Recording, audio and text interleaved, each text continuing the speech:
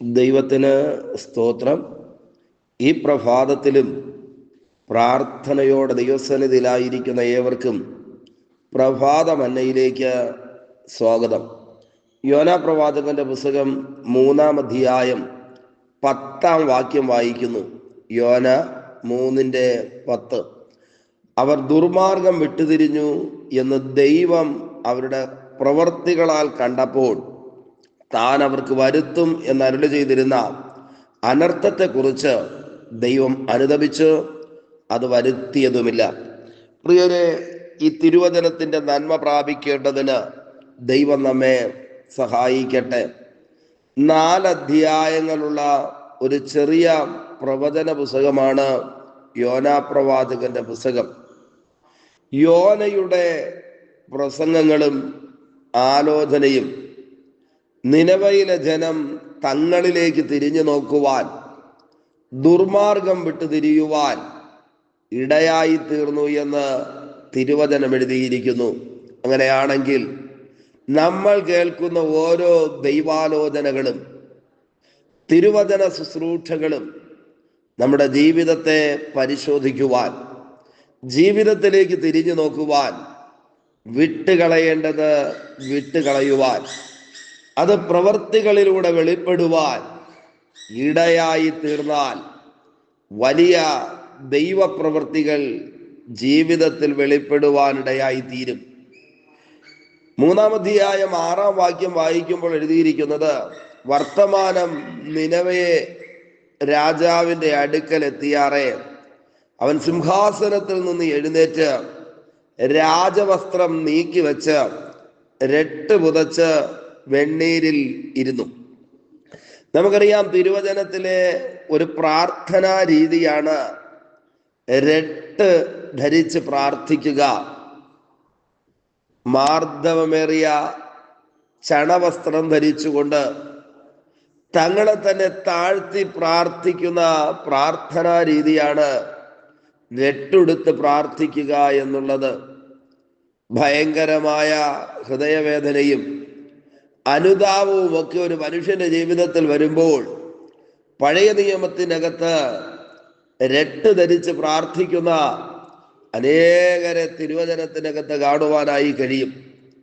നിനവയിലെ രാജാവ് തുടങ്ങി ആബാലവൃദ്ധം ജനങ്ങളും ദൈവവചനത്തിനു മുൻപിൽ അഥവാ പ്രവാചക ശബ്ദത്തിനു മുൻപിൽ തങ്ങളെ തന്നെ താഴ്ത്തുവാനിടയായി തീർന്നു. ദൈവശബ്ദത്തിന് മുൻപിൽ മത്സരിച്ചു എന്നും നിഗളിച്ചു എന്നും അല്ല രേഖപ്പെടുത്തിയിരിക്കുന്നത്. അവർ തങ്ങളെ തന്നെ താഴ്ത്തുവാനിടയായി തീർന്നു. അത് ന്യായവിധി അവരെ വിട്ടുമാറുവാനിടയായി തീർന്നു. അങ്ങനെയാണെങ്കിൽ പ്രിയരെ, ഈ ദിവസങ്ങളിൽ നമ്മൾ കേൾക്കുന്ന ദൈവത്തിന്റെ വചനം, ദൈവാലോചനകൾ നമ്മുടെ ജീവിതത്തെ പുനഃപരിശോധിക്കുവാൻ, ദൈവകരങ്ങളിലേക്ക് ഏൽപ്പിക്കുവാൻ, മാനസാന്തരത്തിന് കാരണമായി തീരണം. ഈ വാക്യത്തിനകത്ത് എഴുതിയിരിക്കുന്നു, അവർ ദുർമാർഗം വിട്ടുതിരിഞ്ഞു എന്ന് ദൈവം അവരുടെ പ്രവർത്തികളാൽ കണ്ടപ്പോൾ. എങ്ങനെയാ നമ്മുടെ പഴയ ജീവിതം നമ്മൾ അവസാനിപ്പിച്ചു എന്ന്, പുതിയൊരനുഭവത്തിലേക്ക് നമ്മൾ കയറിയെന്ന് ദൈവം അറിയുന്നത് പ്രവർത്തികളാൽ ദൈവം അറിയട്ടെ. ഈ ദിവസങ്ങളിൽ നമ്മുടെ പ്രവർത്തികൾക്കൊരു മാറ്റം വരേണ്ടതിന്, പ്രവർത്തികൾക്ക് സമൂലമായ ഒരു വ്യത്യാസം വരേണ്ടതിന് ദൈവകരങ്ങളിലേക്ക് ഏൽപ്പിച്ചു കൊടുക്കാമോ? ദൈവഹിതമില്ലാത്തത്, തിരുവചന വെറുക്കുന്നത്, ദൈവികമല്ലാത്തത് ഏതെങ്കിലും നമ്മുടെ കരങ്ങളിൽ ഉണ്ടെങ്കിൽ ദൈവം നമ്മെ അനുഗ്രഹിക്കേണ്ടതിന്, ദൈവം നമ്മുടെ സ്ഥിതിയെ മാറ്റേണ്ടതിന്, നമ്മുടെ മീതെ കിടക്കുന്ന ന്യായവിധിയുടെ അനുഭവങ്ങൾ മാറിപ്പോകേണ്ടതിന് പ്രവർത്തികൾക്കൊരു മാറ്റം വന്നു എന്ന് ദൈവം കാണത്തക്ക നിലയിൽ പരമാർത്ഥ ഹൃദയമോടെ ഈ മണ്ണിൽ ജീവിക്കേണ്ടതിന് ദൈവകരങ്ങളിലേക്ക് ഏൽപ്പിച്ചു കൊടുക്കാമോ? ഇന്ന് പ്രഭാതത്തിൽ ഈ സന്ദേശം കേൾക്കുമ്പോൾ പാട്ടുകൾക്കൊരു മാറ്റം വരികയല്ല, പ്രാർത്ഥനാ രീതികൾക്കൊരു മാറ്റം വരുന്നതല്ല. പ്രസംഗത്തിനും ആരാധനയുടെ ശൈലിക്കും ഒരു മാറ്റം വരുന്നതല്ല. ഈ തിരുവചനത്തിനകത്ത് രേഖപ്പെടുത്തിയിരിക്കുന്നു, അവരുടെ പ്രവർത്തികളാൽ ദൈവം കണ്ടപ്പോൾ.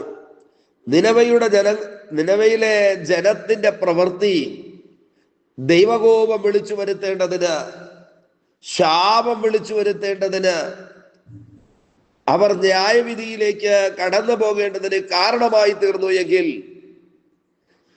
യോനയുടെ ശുശ്രൂഷ, യോനാ പ്രവാചകന്റെ പ്രവചനം അല്ലെങ്കിൽ ആലോചന, അവരുടെ പ്രവർത്തികൾക്ക് മാറ്റം വരുവാനിടയായി തീർന്നു. അത് യോന കണ്ടെന്നല്ല എഴുതിയിരിക്കുന്നത്. പ്രവർത്തികൾക്കുണ്ടായ മാറ്റം ദൈവം കാണുവാനിടയായി തീർന്നു.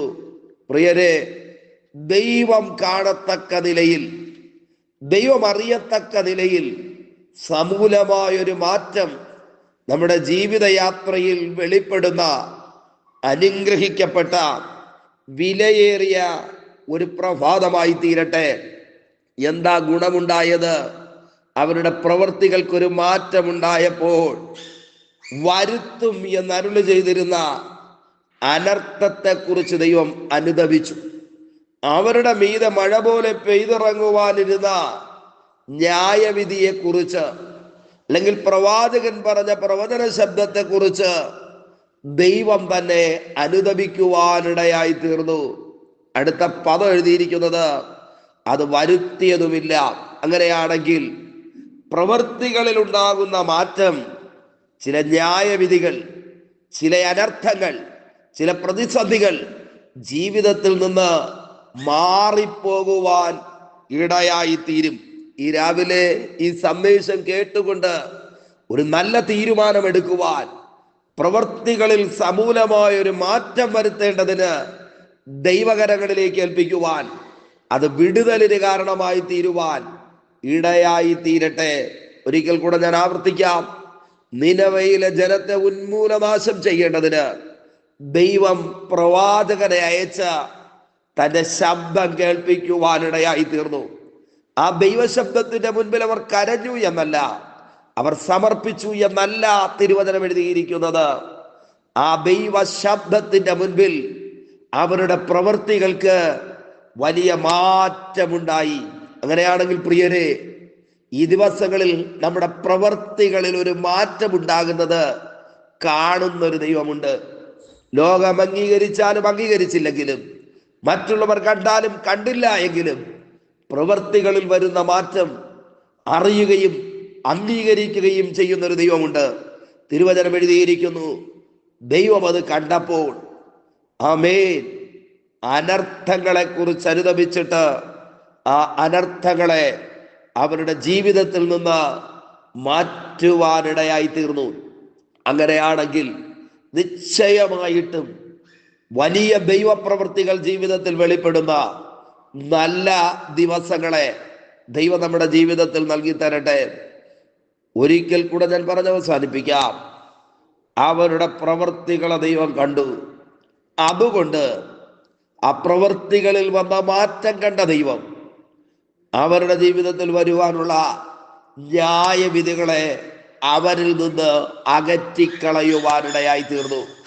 ഈ പ്രഭാതം ദൈവപ്രവൃത്തിയെ വെളിപ്പെടുത്തുന്ന, ചില ന്യായവിധികൾ മാറിപ്പോകുന്ന, ചില അനർത്ഥങ്ങൾ വഴിമാറുന്ന, ദൈവകൃപ വെളിപ്പെടുന്ന, ദൈവപ്രവൃത്തിയും ദൈവസ്നേഹവും അനുഭവിക്കുവാൻ കഴിയുന്ന അനുഗ്രഹത്തിന്റെ, നന്മയുടെ, ദൈവകൃപയുടെ മണിക്കൂറുകളായി മാറട്ടെ. നമ്മുടെ പ്രവൃത്തികളെ ദൈവകരങ്ങളിലേക്ക് ഏൽപ്പിക്കാം. ദൈവം നമ്മെ അനുഗ്രഹിക്കട്ടെ. ഈ ദിവസത്തിന്റെ വിടുതലിനു വേണ്ടി നമുക്ക് ഒരുമിച്ച് ദൈവത്തോട് പ്രാർത്ഥിക്കാമോ? പരിശുദ്ധ ദൈവമേ, സ്വർഗസ്ഥ പിതാവേ, ഈ വിലയേറിയ പ്രഭാതത്തിനായി സ്തോത്രം. ഈ സന്ദേശം കേട്ടുകൊണ്ട് പ്രാർത്ഥിക്കുന്ന ഓരോരുത്തരെയും ദൈവം അനുഗ്രഹിക്കണമേ. വലിയ ദൈവപ്രവർത്തികൾ, അത്ഭുതങ്ങൾ കാണേണ്ടതിന് സകലരെയും സഹായിക്കും.